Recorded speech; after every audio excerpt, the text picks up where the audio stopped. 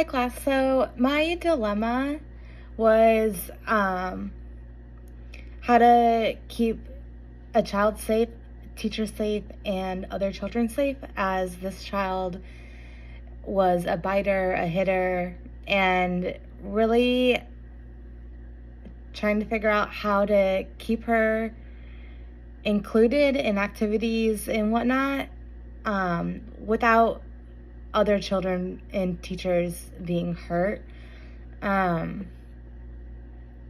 Because we don't want to exclude her from activities, but we also don't want children, being hurt and whatnot. And so our resolution was, because we tried getting different a teacher to work with her one-on-one, but then it took a teacher away from the rest of the class. And so we ended up bringing in our education coach to work one-on-one with her in small groups. That way she could still be included in activities and have meaningful experiences with her peers, with a more one-on-one. And so that way we can help her manage her emotions and how she's feeling and appropriate ways to express herself.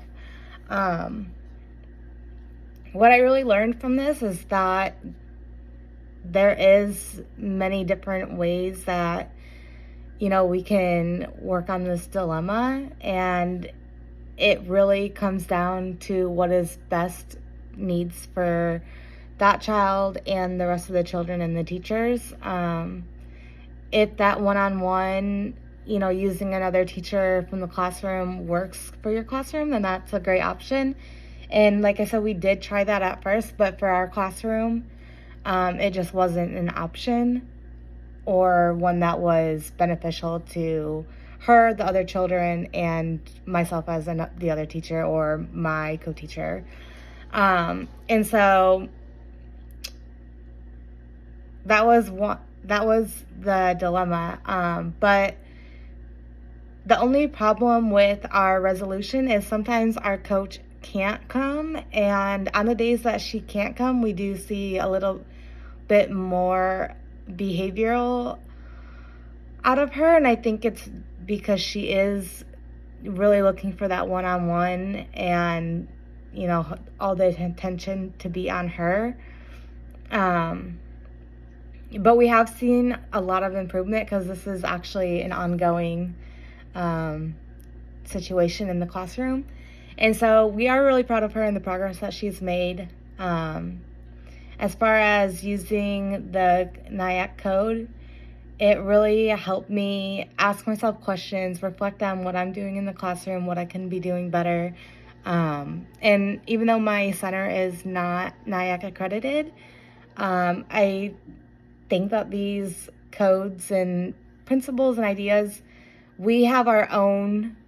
Like, we use the Head Start, obviously, but then my agency as well has their own code of ethics and whatnot. And so I did find some differences, and I think that even though our center is not NIAC accredited, these are really, really good ideas and principles to have in the back of my mind and be thinking about, especially because some of them are legal responsibilities. But it was just interesting to see that as I was working through the dilemma, I have a lot of different options, and it's sometimes going to be based off of your individual child, or in this case, that child, the other children, and really just thinking about those principles and ideas and how you can use them to make a decision like we did.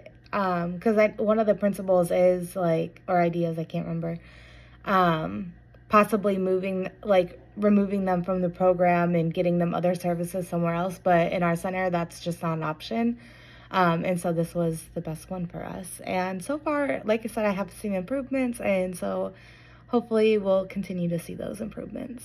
Thank you.